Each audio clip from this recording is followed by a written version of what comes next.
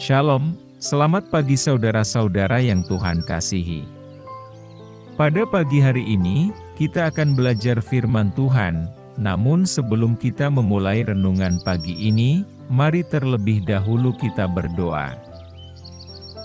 Bapa yang baik, Bapa pengasih di dalam kerajaan sorga, pada pagi ini kami rindu mendengarkan firman-Mu. Biarlah kiranya firman ini bisa menjadi berkat untuk kami yang mendengarkan.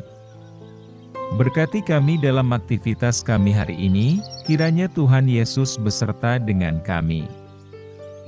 Berkati kami dalam setiap pergumulan kami, agar kami bisa melewatinya dengan tuntunan Roh Kudus. Inilah yang menjadi doa dan permohonan kami, karena kami berdoa hanya di dalam nama Tuhan Yesus Kristus. Amin.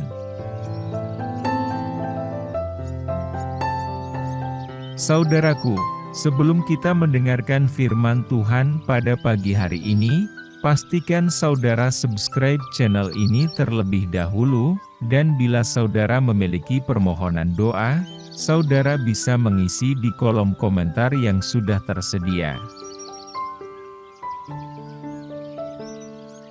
Saudaraku yang terkasih, seringkali kita fokus pada menjaga kesehatan fisik kita, tetapi kita juga harus menyadari betapa pentingnya menjaga kesehatan mental dan emosional kita.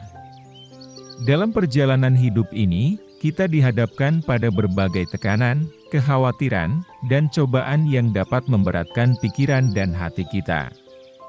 Namun, Allah, sebagai Bapa yang penuh kasih, menginginkan yang terbaik bagi kita, termasuk kesehatan jiwa dan pikiran kita.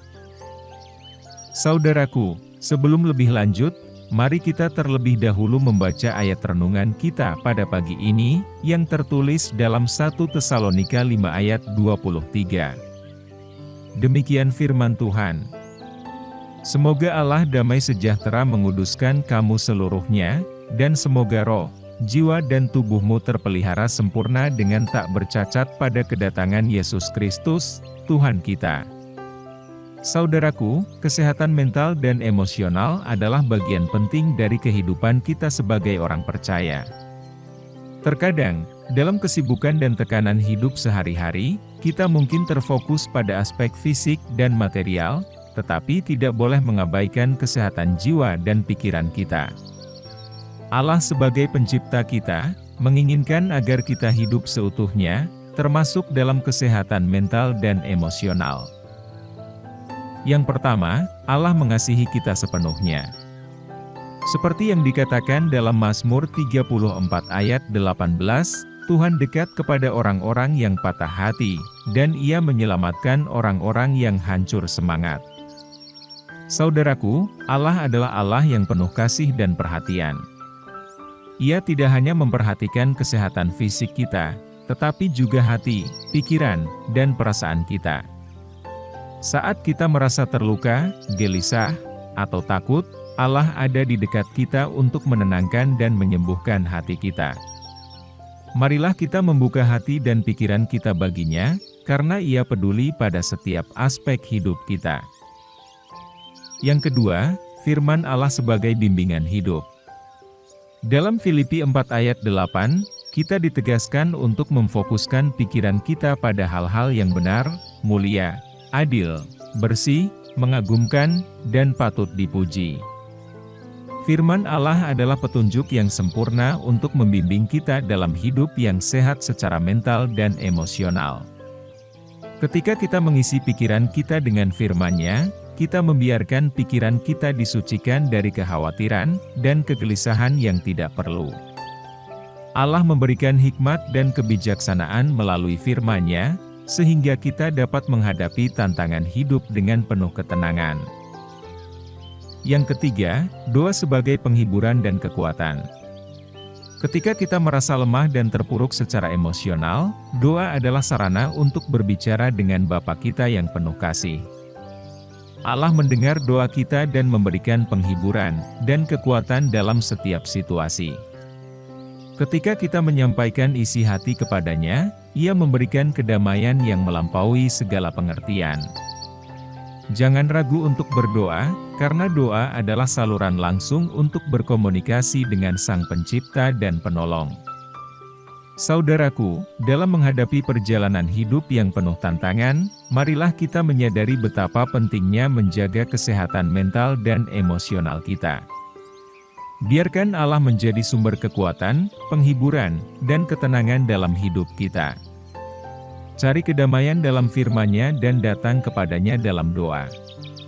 Ketika kita menjaga hubungan yang erat dengan Allah, Dia akan membimbing, menyembuhkan, dan memulihkan jiwa dan pikiran kita. Dalam pandangan Kristen, menjaga kesehatan mental dan emosional adalah panggilan yang penting sebagai orang percaya.